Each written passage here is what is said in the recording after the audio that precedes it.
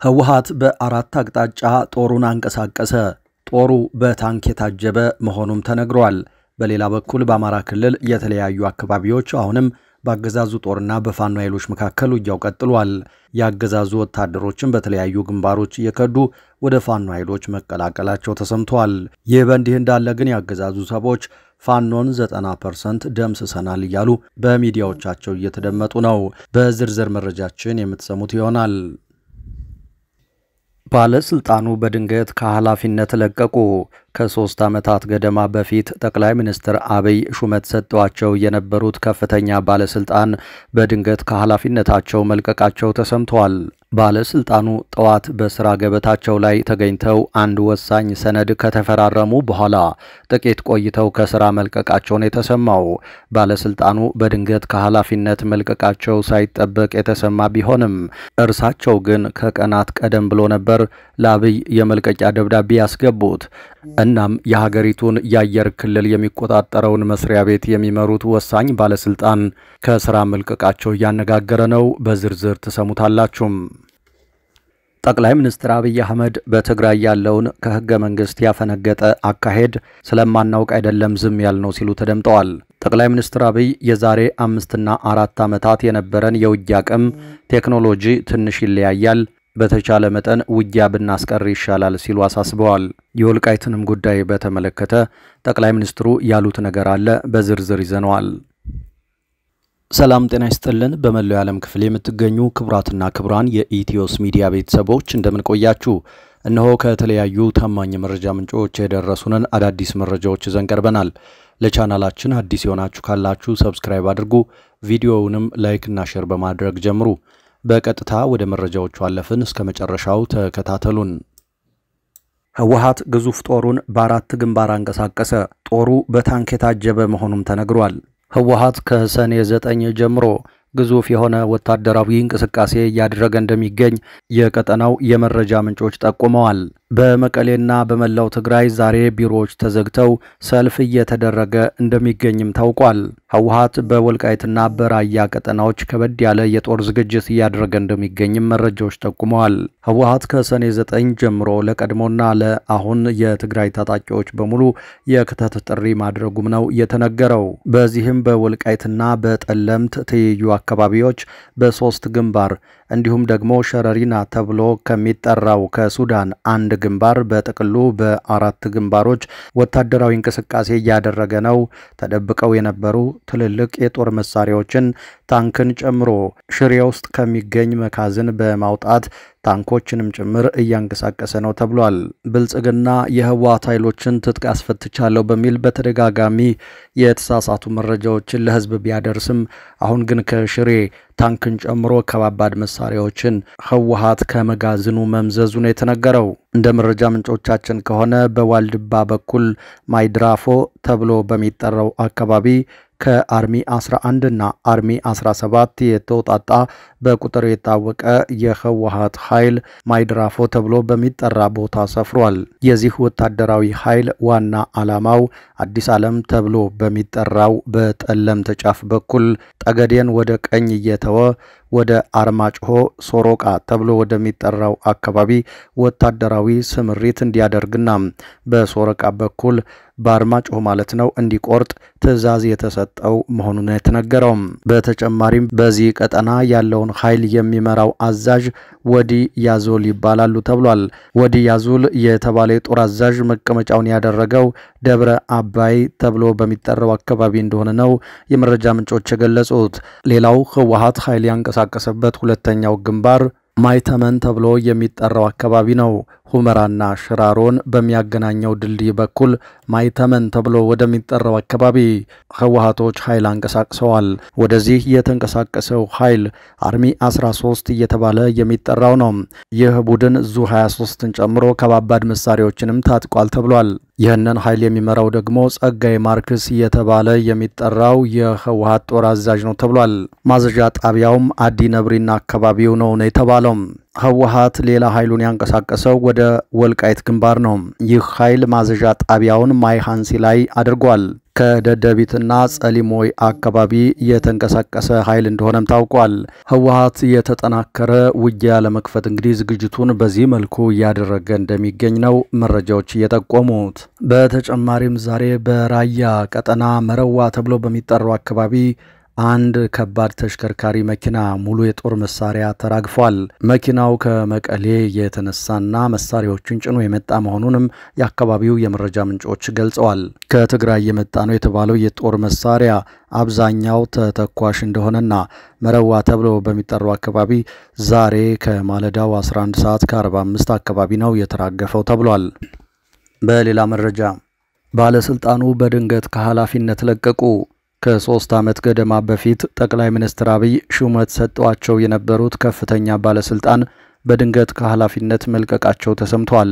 ባለስልጣኑ ጠዋት በስራ ገበታቸው ላይ ተገኝተው አንድ ወሳኝ ሰነድ ከተፈራረሙ በኋላ ጥቂት ቆይተው ከስራ መልቀቃቸው ነው የተሰማው።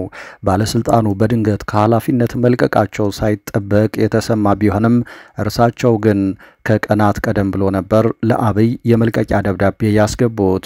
እናም የሀገሪቱን የአየር ክልል የሚቆጣጠረውን መስሪያ ቤት የሚመሩት ወሳኝ ባለስልጣን ከስራ መልቀቃቸው መነጋገሪያ ሆኗል። የኢትዮጵያ ሲቪል አቪዬሽን ባለስልጣን ዋና ዳይሬክተር አቶ ጌታቸው መንግስቴ ከኃላፊነት መልቀቃቸው ተሰምቷል። አቶ ጌታቸው ከዛሬ 3 ዓመት በፊት ለህወሓት ቅርበት አላቸው ተብለው በአብይ የተሰናበቱትን ኮሎኔል ወሰንየለህን በመተካት ነበር ወደ ስልጣን የመጡት። አቶ ጌታቸው በባለስልጣኑ በኃላፊነት ባገለገሉባቸው ባለፉት 3 ዓመት ተኩል የሀገሪቱን አቪዬሽን ኢንዱስትሪ ሪፎርም ፕሮግራም በመንደፍ ሰፊ የፖሊሲና የመመሪያ ስራዎችን እንዳከናወኑ ባልደረቦቻቸው ይመሰክሩላቸዋል። ቀደም ሲል አቶ ጌታቸው የትራንስፖርት ሚኒስትር ደኤታ በመቀጠልም በሞንትሪያል ካናዳ በሚገኘው የዓለም አቀፍ የሲቪል አቪዬሽን ድርጅት የኢትዮጵያ ቋሚ ተወካይ ሆነው አገልግለው ነበር። አቶ ጌታቸው በዳካር ሴኔጋል የሚገኘው የአፍሪካ ሲቪል አቪዬሽን ኮሚሽን ለስራ ተወዳድረው የአየር ትራንስፖርት ዘርፍ ዳይሬክተር ተደርገው መቀጠራቸውም ታውቋል። በአቶ ጌታቸው ምትክ የሲቪል አቪዬሽን የአየር ትራፊክ ማኔጅመንት ዳይሬክተር የነበሩት አቶ ዮሐንስ አበራ በምትካቸው እንደተሾሙ ታውቋል። ምናልባት በሲቪል አቪዬሽን የመጨረሻ ስራቸው በሆነ ሁነት ላይ ተገኝተው ትናንት አቶ ጌታቸው የአቪዬሽን ቴክኖሎጂ ፓርክ በኢትዮጵያ ለመገንባት የሚያስችል ስምምነት ፈርመው ነበር። ትናንት የኢትዮጵያ ሲቪል አቪዬሽን ባለስልጣንና አይቲ ፓርክ ኢትዮጵያ የአቪዬሽን ቴክኖሎጂ ፓርክ ለመገንባት የመግባቢያ ሰነድ የተፈራረሙ ሲሆን አቶ ጌታቸው መንግስቴ በአይቲ ፓርክ ውስጥ የአቪዬሽን ቴክኖሎጂ ፓርክን ለመገንባት የሚደረገው የጋራ ስምምነት የሀገሪቱ የአቪዬሽን ኢንዱስትሪ መጻኢ ዕድል ላይ ትልቅ ሚና አለው ብለው መናገራቸውን ሚዲያዎች ዘግበው ነበር። በሌላ መረጃ ጠቅላይ ሚኒስትር አብይ አህመድ በትግራይ ያለውን ከህገ መንግስት ያፈነገጠ አካሄድ ስለማናውቅ አይደለም ዝም ያልነው ሲሉ ተደምጠዋል። ጠቅላይ ሚኒስትር አብይ የዛሬ 5 እና 4 ዓመታት የነበረን የውጊያ አቅም ቴክኖሎጂ ትንሽ ይለያያል፣ በተቻለ መጠን ውጊያ ብናስቀር ይሻላል ሲሉ አሳስበዋል። ጠቅላይ ሚኒስትሩ ይህንን የተናገሩት ከተፎካካሪ የፖለቲካ ፓርቲዎች ጋር በነበረው የውይይት መድረክ ላይ ነው። በዚሁ መድረክም ጠቅላይ ሚኒስትር አብይ አህመድ በወልቃይት የተፈናቃዮችን ጥያቄ በተመለከተ ማብራሪያ ሰጥተዋል። ጠቅላይ ሚኒስትር አብይ አህመድ ከተፎካካሪ የፖለቲካ ፓርቲ አመራሮች ጋር በነበራቸው ውይይት በርካታ ጉዳዮችን ያነሱ ሲሆን የሰላም፣ የጸጥታ ጉዳይ፣ የኢኮኖሚ፣ የኑሮ ውድነት፣ ከጎረቤት ሀገራት ጋር ያሉ ግንኙነቶችን እንዲሁም ቀጣዩን ምርጫ የተመለከቱ አጀንዳዎች ቀርበው ጠቅላይ ሚኒስትሩ ሰፊ ማብራሪያ ሰጥተዋል። ትግራይን በተመለከተ ለቀረቡ ጥያቄዎችም ጠቅላይ ሚኒስትር አብይ አህመድ እንዲሁ ምላሽ ሰጥተዋል።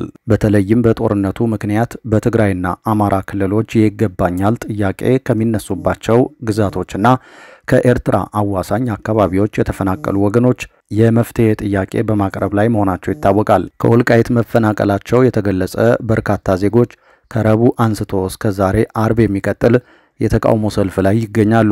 ጠቅላይ ሚኒስትር አብይ አህመድ በውይይት መድረኩ የወልቃይትን ጉዳይ እንዲሁም በትግራይ የሚነሱ ተፈናቃዮችን ጥያቄ በተመለከተ ማብራሪያ ሰጥተዋል።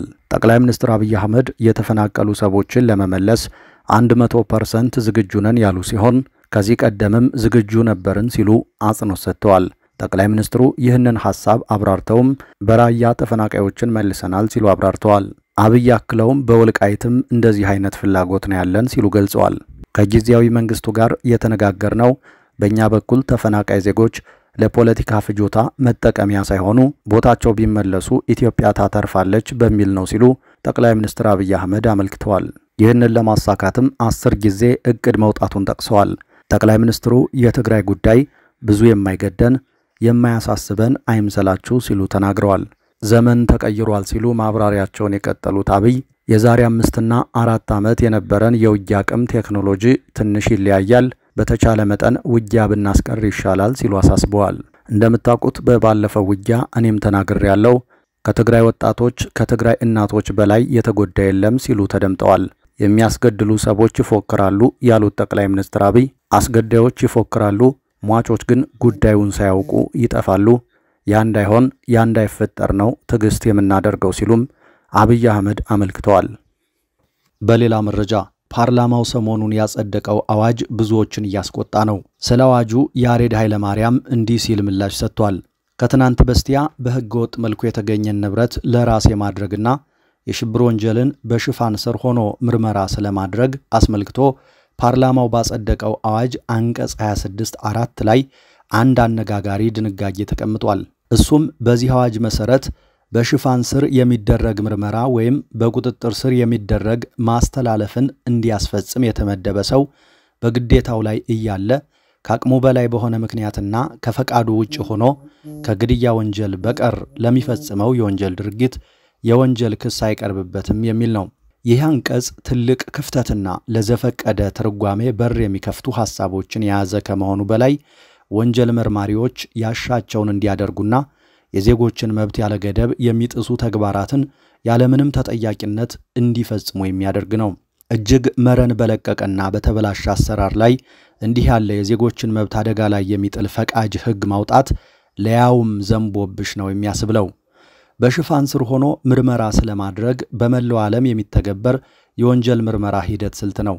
ነገር ግን በሌሎች ሀገሮች የአሜሪካውን FBI ጨምሮ ለዚህ አይነቱ ምርመራ በጣም ጥንቃቄ የተሞላበትና ጥብቅ የሆነ የስነ ምግባርና የተጠያቂነት መመሪያ ተዘጋጅተው የሚከናወኑ ናቸው። መመሪያዎቹ ከሚይዟቸው ነገሮች አንዱ መርማሪዎች በተሻላቸው መጠን ወንጀል ወይም ህገወጥ ተግባራትን እንዳይፈጽሙ ወይም መጠነኛ ከሆነ ህገወጥ እርምጃ እንዳያልፉ መከላከል ነው። ለመርማሪዎቹ የሚቀመጥ አንዱ ገደብም ነው። ሌላው የሽፋን ስራዎቻቸው ወይም ኤቲካል ኮንሲደሬሽን እና ሴፍቲ ዋነኛ መርሆቻቸው ናቸው። በየሜዳው የጠረጠረውን ሁሉ ይዞ የሚነርት መርማሪ ባለበት ሀገር ይህ አንቀጽ ለወንጀለኛ መርማሪዎች የሥራ ፈቃድ ሰርተፊኬት እንደመስጠት ነው። ሰሞኑን መነጋገሪያ የነበረው የገለቴ ባል ታስሮ የነበረበትን መንገድ ማየት በቂ ነው። እሷ በሰይፉ ሾው ቀርባ ባቀረበችው ሮሮ የተነሳ በማግስቱ ሲቪል የለበሱ የደህንነት አባላት ግለሰቡን ይዘው አይኑን በጨርቅ ሸፍነው ከመኪና እያገላበጡ ወዳልታወቀ ስፍራ ወስደው ክፉኛ ደብድበው የአካል ጉዳት አድርሰው ከወገቡ በላይ እርቃኑን ፎቶ አንስተው ያነሱትን ፎቶ በማህበራዊ ድረገጽ አሰራጭተው ንብረቱን ነጥቀው ከቀናት ቆይታ በኋላ ለቀውታል። እንግዲህ ለነዚህ አፋኝና ህገወጥ መርማሪዎች ነው ከመግደል መለስ ያሻችሁን ወንጀል ፈጽሙ የሚል የህግ ሽፋን የሚሰጠው። ከላይ የጠቀስኩትና አሁን የጸደቀው አዋጅ ግን በተቃራኒው ማክሲማይዚንግ ክሪሚናል ኤንድ ኢሌጋል አክቲቪቲስ ወይም የወንጀል ስራዎችን የሚያደፋፍርና ከተጠያቂነትም የሚያስመልጥ ነው።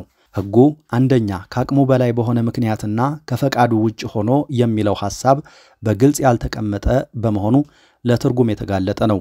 የቶቹ ሁኔታዎች ናቸው ከመርማሪው አቅም ወይም ፈቃዱ ውጭ ተብለው የሚበየኑት የሚለው ግልጽ አይደለም።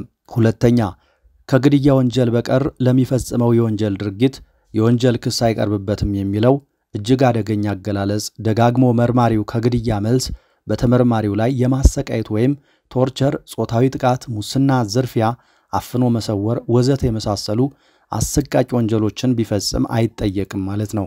ይሄ ደግሞ እንዲያውም ጤዛነሽ ለያውም ዘንቦብሽ አይነት ነገር ነው የሚሆነው።